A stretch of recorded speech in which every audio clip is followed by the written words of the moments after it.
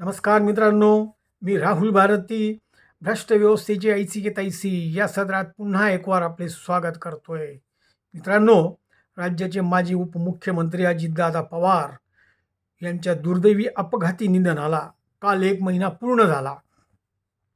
या संपूर्ण महिन्याभरात हा एकच विषय सर्व स्तरावर चर्चेला गेलेला विषय आहे आणि याच विषयाच्या अनुषंगाने राज्यातील जे काही राजकीय सामाजिक जाणकार आहेत त्यांचे प्रतिपादन असे आहे की अजितदादा पवार यांच्या अर्धांगिनी श्रीमती सुनेत्राताई पवार यांनी सत्तेचं सारीपाट जवळ करण्यात फारच घाई केली. सुनेत्राताई पवार आणि त्यांच्या पक्षाच्या नेत्यांनी सत्तेमध्ये येण्याची फार घाई केली असे जाणकारांचे म्हणणे आहे. त्यासाठी त्यांनी जो युक्तिवाद केला तो असा की इतक्या अनपेक्षितपणे झालेल्या अजित पवारांच्या दुर्दैवी मृत्यूनंतर शोक पूर्ण करण्यासाठी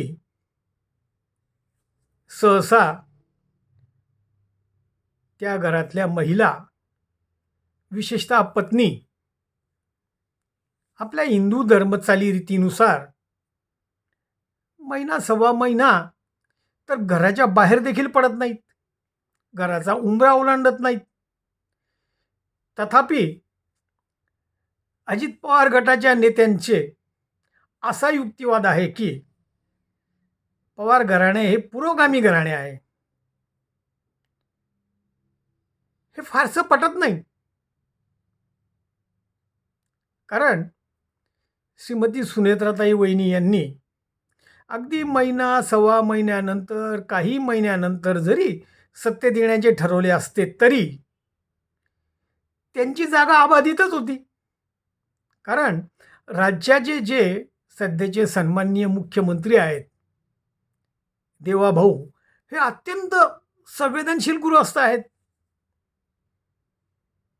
त्यांनी अजित पवारांच्या सत्तेची काडी इकडून तिकडे देखील हलवली नसती याची खात्री संपूर्ण महाराष्ट्राला आहे.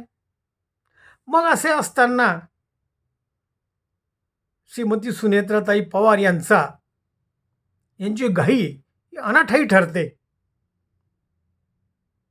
आणि बहुधा त्यामुळेच की काय चिडून जाऊन अजित पवारांचे पुतणे आमदार रोहित पवार यांनी या अपघातासंबंधी चौकशीची मागणी लावून धरली. नुसतीच लावून धरणी नाही, त्या अनुषंगाने त्यांचे रोजचे प्रयत्न सुरू आहेत. अगदी टोकाचे त्यांचे प्रयत्न सुरू आहेत. यात एक गोष्ट निश्चित लक्षात येते की अजित पवारांचे जे कुटुंबीय आहेत त्यांनी मात्र या चौकशीसाठी कोणताही आग्रह धरल्याचे दिसत नाहीये. हे सगळंच अनाकलनीय आहे, सामान्य माणसाच्या पचनी न पडणार आहे. बरं, अजितदादांची मुलं सज्ञान आहेत, त्यांच्या श्रीमती सुनेत्राताई पवार ह्या देखील मॅच्युअर राजकारणी आहेत. असं असताना त्यांनी सत्तेत सामील होताना रोहित पवारांना अनुकूल अशी भूमिका घ्यायला हवी होती, ती ते घेताना दिसत नाही. सगळंच अनाकलनीय आहे. कोणाच्याच मनाचा ठाव इथं राज्यभरात कोणाला घेता येत नाहीये. अर्थात पवार घराण्याची पूर्वापार परंपरा आहे, त्याबद्दल आपण काय बोलू शकतो.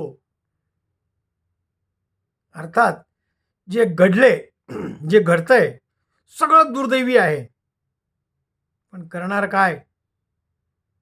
सत्तेचा लोभ भल्या भल्यांना सुटत नाही. मग पुरोगामी म्हणवले जाणारे पवार कुटुंबीय मागे कसे राहतील?